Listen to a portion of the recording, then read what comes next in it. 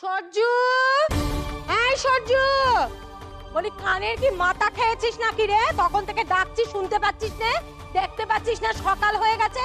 বাঁধা চাঁদা সেরেছিস নাকি আমাকে তো ঝি পেয়েছিস? চল চল বলছি, চল।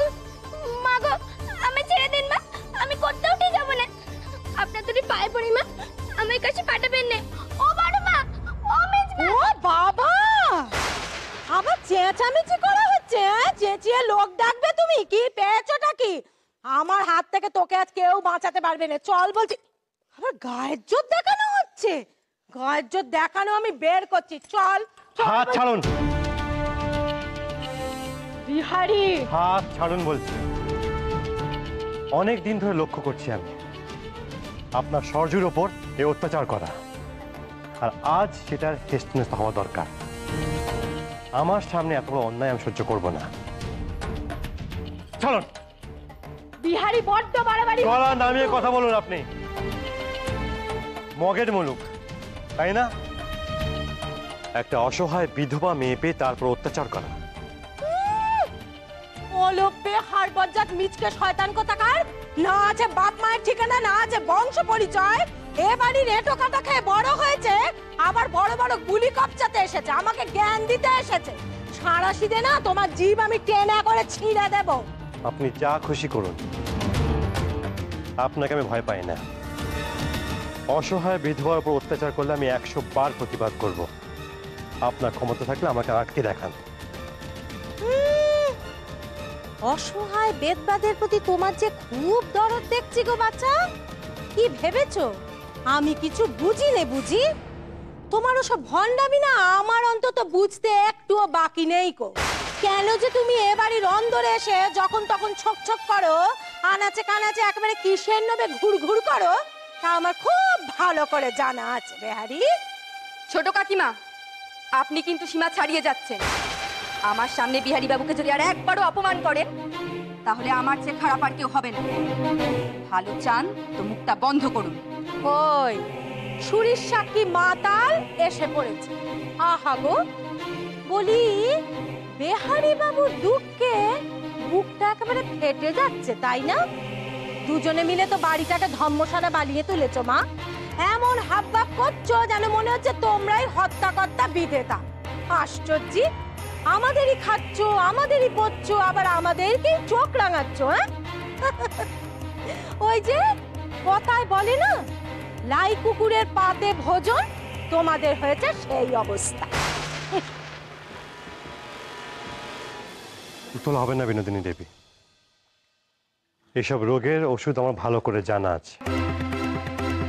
দিনের পর দিন এই নিরপরাধ নিষ্পাপ মেয়ের অত্যাচার করা আমি অনেক সহ্য করেছি। আর না, আজ আমি এর শেষটা দেখেই ছাড়ব। ও তাই বুঝি? তুমি শেষ দেখে ছাড়বে? তাহলে আমিও শেষটা একটু দেখাই। হ্যাঁ, বলি শুনছেন? কোথায় আছেন আপনি? শিগগিরই আসুন। ফুলু বাপ আমার, শিগগিরই আয় তো।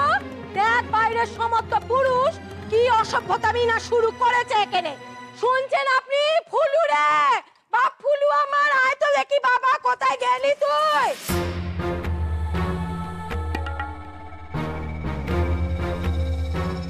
সবাই মিলে কি পেয়েছে কি? আমাকে কি পেয়েছে কি শুনছেন? কি খুশি করেছে আপনার ডাকাতে? চুপ করুন দেখি। সাত সকালে বাড়ি বয়সে অপমান করে যাবে, আর উনি ঘুমিয়ে ঘুমিয়ে ডাকাতের স্বপ্ন দেখছেন। রাখুন আপনি এ সমস্ত। কেন যে আমার মরণ হয় না তা কে জানে। মালাই সাত গিন্নি, তোমার মরণ হবে কেন? এমন কথা মুখে এলো না। বুঝলে গিন্নি, আমি একটা ডাকাতের স্বপ্ন দেখছিলাম। চুপ করুন দেখে। রাখুন আপনার স্বপ্ন। এক্ষুনি আপনি নিচে চলুন। আর যদি বিহারীর একটা হেস্তনেস্ত আপনি না করেছেন না, তাহলে আপনার একদিন কি আমার একদিন। বলো কি গিন্নি? হ্যাঁ, বিহারি জুটেছে? কি বলছে? কি বলেনি সেইটা একবার আপনি জিজ্ঞেস করুন। জানেন, আপনার এই অবলা দুব্বল নারায়ণ সাক্ষী করা বউকে সে যা নয় তাই বলে অপমান করেছে। একেবারে নারী পুরুষ লঘু গুরু সমস্ত বিচার বুদ্ধি তার লোপ পেয়েছে। ওইটুকু ছেলে আমার হাঁটুর বয়সী, সে আমাকে চোখ রাঙাচ্ছে। হ্যাঁ, কি অপরাধ আমার না আমি আমার ছেলের বউকে শাসন করেছি, কেন করবো না বলুন তো? আচ্ছা তুই কোথাকার মাতব্বর যে তুই আমার বিচার করতে এসেছিস? আর শুধু কি তাই, সঙ্গে রয়েছে আবার ওই আবাগির বেটি বেদ বাটা। না আমি এসব আর সহ্য করতে পারছি না।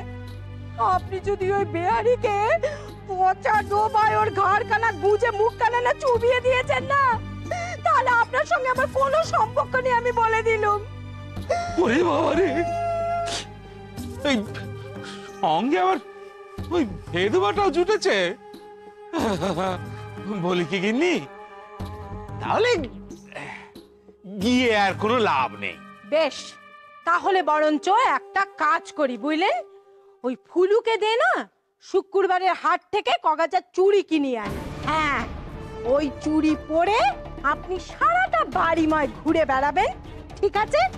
বলি লজ্জা করে না আপনার?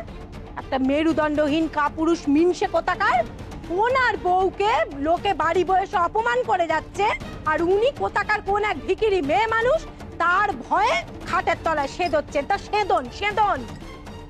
গিন্নি আমি কি তাই বলেছি নাকি? দেখো গিন্নি, আমি বলছিলাম যে ওই তো খানদানি মেয়ে মানুষটা রয়েছে না, ওই তো যত নষ্টের গোড়া, তাই না? চুপ করুন, চুপ করুন। বলি আপনি একদম স্পষ্ট করে একটা কথা বলুন দেখি, আপনি ওই বেহারিকে গুঁতো দেবেন কি দেবেন না? আপনি আপনার বউয়ের অপমানের প্রতিশোধ নেবেন কি নেবেন না পরিষ্কার করে বলুন।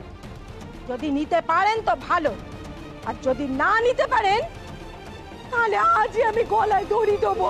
হ্যাঁ, আর দড়ি যদি না জোটে তাহলে ওই ইঁদুর মারা শেকো বিষ আছে না, গলায় ঢেলে পড়ে যাবো। এই দেখো কানাকাটি শুরু করে দিল।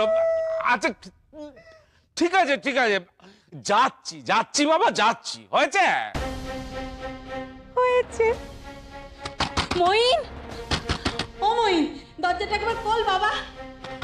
মইন, একবার চল বাবা তুই, ওদিকে যে কুরুক্ষেত্র বেঁধে গেল। তো সকাল সকাল আবার কাকে নিয়ে কুরুক্ষেত্র বাঁধল? ও মইন, তুমি দাঁড়াও, আমি দেখছি। ও মইন, দরজাটা খোল। আসছি মা।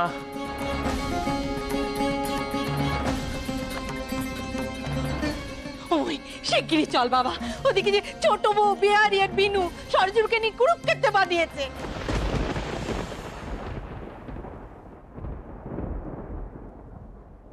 বিহারি আর বিনোদিনী একসাথে? মা কি হয়েছে একটু স্পষ্ট করে বলবে?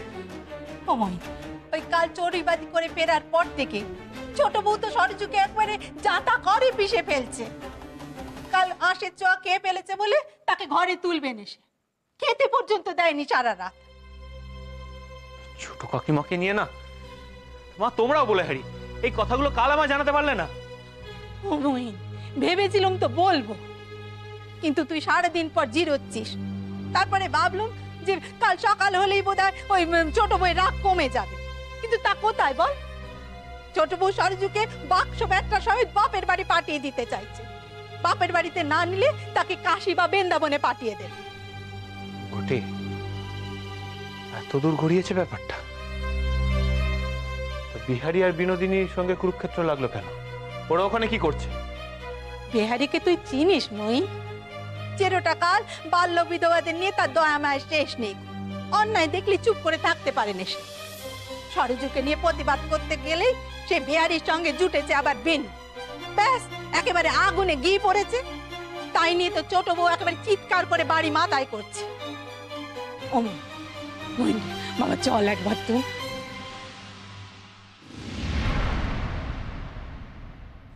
বিহারি তার মানে এই সুযোগে বিনোদিনীর সামনে বেশ খানিকটা মহত্ব দেখাচ্ছে। বিধবাদের উপর তার কত দয়া মায়া, সে কথা বিনোদিনীকে না জানাতে পারলে তো তা চলছে না। বিহারি, তোমার এই চালাকিগুলো কেউ ধরতে পারুক আর না পারুক, আমি ঠিক পারি। ওমই চুপ করে রইলি কেন বাবা? যাবি না একবার তুই?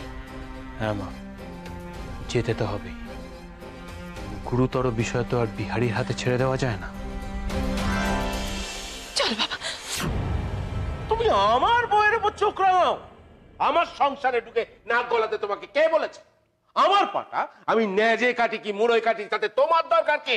কাকা বাবু, পাঁঠা আর অসহায় বিধবার মধ্যে যারা তফাৎ বোঝেন না, তাদের চোখ রাঙাতে আমি একটু ভয় পাই না। আর শুধু আপনাদের সংসার কেন, বিশ্ব সংসারে যে কোনো অসহায়ের উপর অত্যাচার করলে আমি তার প্রতিবাদ করব। ওই দেখুন দেখুন, নিজের কানে একবার শুনুন, দেখেছেন তো চোরের মায়ের কত বড় গলা। বলি কি আর অপেক্ষা টপেক্ষা নয়, হ্যাঁ একেবারে না ঘাড় ধাক্কা দিয়ে ওকে বাড়ির বাইরে বার করুন। দেখো বিহারি, একটা কথা আমি স্পষ্ট করে বলে দিচ্ছি, তোমাকে ঘাড় ধাক্কা দিয়ে বার করে দেওয়ার আগে তুমি নিজে মানে মানে কেটে পড়ো দেখে। কাকাবাবু, আপনি যে বাড়ির মালিক নন, আর তাছাড়া আমি আপনার কাছেও আসিনি। এই বাড়ির মালিক যদি বলে তাহলেই আমি এখান থেকে বিদায় নেব। কি? যত বড় মুখ নয় তত বড় কথা।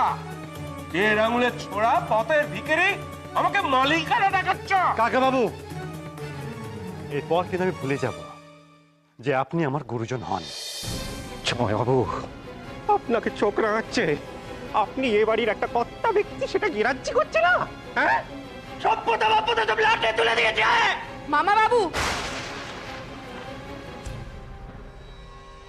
ভক্তি শ্রদ্ধা পেতে গেলে তার যোগ্যতা অর্জন করতে হয়। হবে না ফুলু, এভাবে হবে না। সোজা আঙুলে ঘি না উঠলে না, বাঁকা আঙুলে তুলতে হবে। এই তুই বরঞ্চ দারোয়ান ডাক, বুঝলি ফুলু, ওকে একেবারে চ্যাং দোলা করে বাড়ির বাইরে ফেলে আসুক। আমার মতো এমন অভাগী মেয়ে মানুষের জন্য বিহারি ঠাকুরপুর মতন আমার মানি লোকের মাথায় হেড হচ্ছে বিনোদিতে।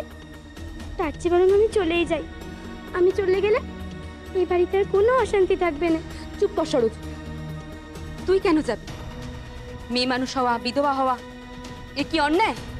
আজ এই অন্যায় মেয়েরা মুখ বুজে সহ্য করেছে বলেই সমাজের এই মানুষগুলোর এত বার বেড়েছে। ডাকুন, যাকে খুশি ডাকুন। সরজুকে বার করে দেবেন, তাই তো? বেশ, বার করে দিন। আমি আবার সরজুর বিয়ে দেব।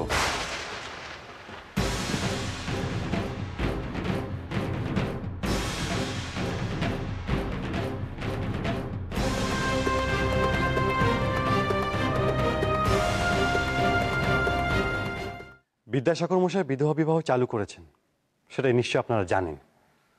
তাই ক্ষমতা থাকলে আমাকে আটকাবেন।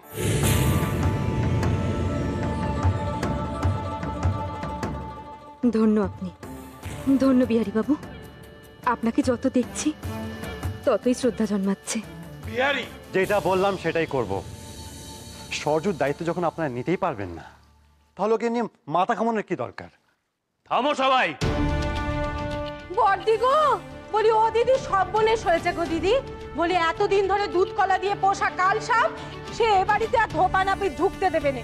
এ বংশের মুখে না একেবারে কালি নেপে দিচ্ছে। তুমি ভাবো দিদি, এতদিন ধরে এবারে নুন খেয়েছে, আর এই কি তার প্রীতিদান? তবে আমিও তোমায় বলে রাখছি দিদি, এই সহ্যকে আমি শেখো বিষ দিয়ে মেরে ফেলবো তাও ভালো, তবু আমি এই অধম কিছুতেই সইব না। বিহারি উদারতা দেখাচ্ছে, বিধবা বিবাহ দেবে। বিনোদিনীর সামনে সে কত আধুনিক সেটাই দেখাচ্ছে তো। আর বিনোদিনী কি ভাবছে আমি আধুনিক নই?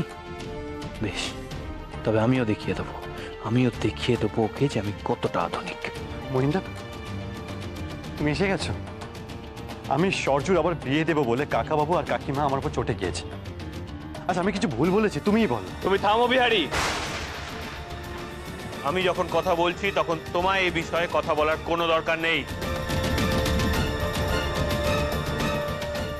দিদি,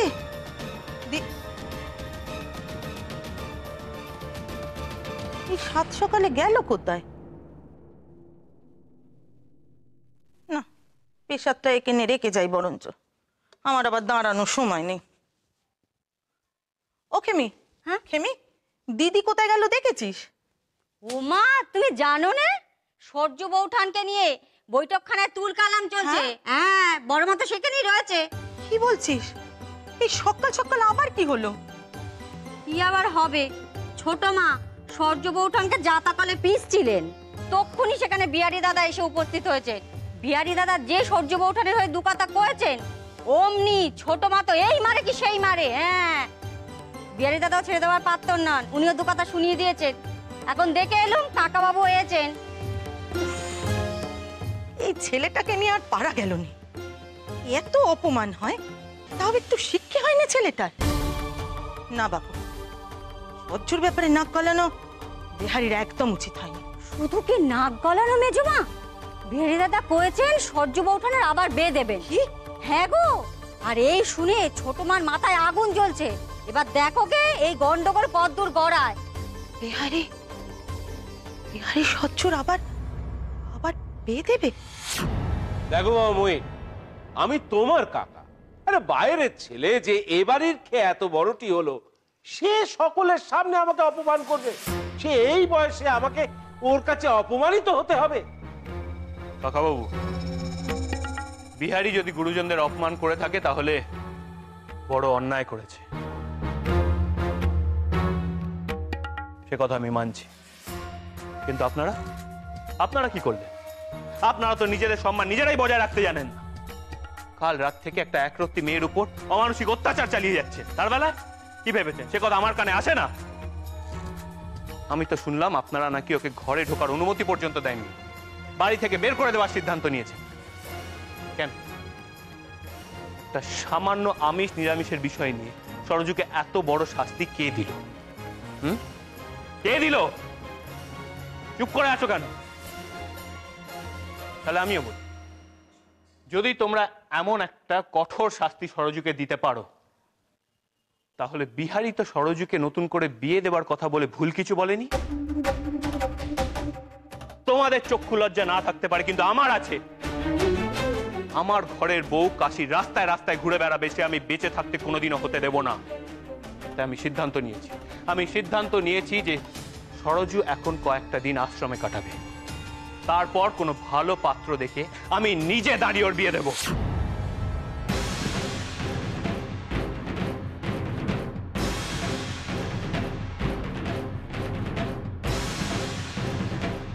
এ তুই কি বলছিস মহিন? ঠিকই বলছি। ওইটুকু একটা মেয়ে কোথায় যাবে, কি করে কাটবে, সে কথা একবার ভেবে দেখেছো তোমরা? এই তোর বিচার হলো? চলে যাব, আর থাকবো না এই পোড়া সংসারে, চলে যাক। তবে হ্যাঁ, যাবার আগে এই মুখপুরীর গলা আমি টিপে রেখে দিয়ে যাব। দেখি কেমন করে কে বিয়ে দেয়। আর আরো যে দুটো ভিখিরি রয়েছে,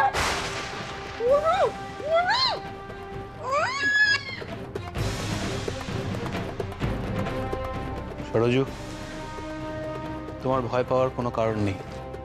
আমি বেঁচে থাকতে তোমার এই বাড়ি থেকে কেউ বের করতে পারবে না। যাও, এখন নিজের ঘরে যাও। মেজে বউ, ঠাকুর মশাইকে খবর দাও, প্রায়শ্চিত্তি করার ব্যবস্থা করতে হবে।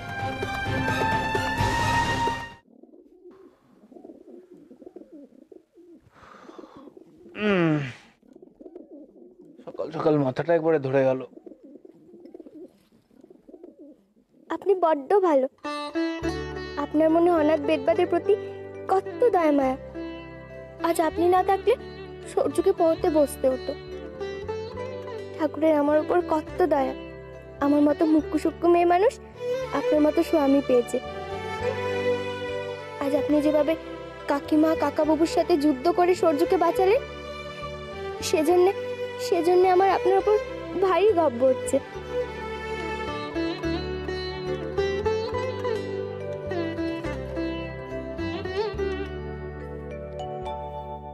দেখলে তো বিনোদিনী, আমি সমাজের নিয়ম কানুন কিচ্ছু গ্রাহ্য করি না। দরকার হলে বিধবা বিবাহ দিতে প্রস্তুত। আমিও উদার হতে, আধুনিক হতে জানি বিনোদিনী। আমার আজকের সিদ্ধান্তে তুমি তুমি খুশি হয়েছো তো বিনোদিনী? তোমার মুখের হাসি যে আমার কাছে বড় দামি।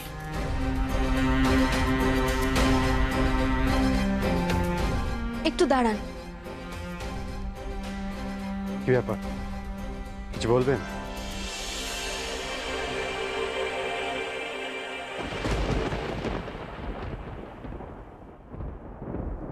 আপনি আশালতাকে ঠকাচ্ছেন বিনোদিনী। আশালতা সরলতার সুযোগ নিয়ে তারই সর্বনাশ করছেন। আপনাকে আমি ঘৃণা করি, কিন্তু সে ঘৃণা আমি আপনার সামনে কোনোদিন প্রকাশ করব না। আপনাকে যে করেই হোক মহিন্দা আর আশালতার মাঝখান থেকে আমি সরাবো। আমি আজ প্রকৃত মহৎ মানুষের দেখা পেলাম। আপনি আজ যা করলেন তা সত্যি অসাধ্য। আজ আপনার জন্য একজন অনাথা বেঁচে গেল। এসব কি করছেন আপনি? আপনি উঠুন।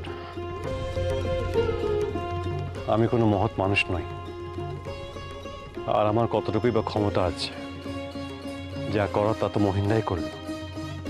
কে প্রকৃত মহৎ আর কি মহৎ হওয়ার অভিনয় করছে তার তফাৎটা আমি বুঝি বিহারী বাবু। কাজেই প্রণামটা আপনারই প্রাপ্য।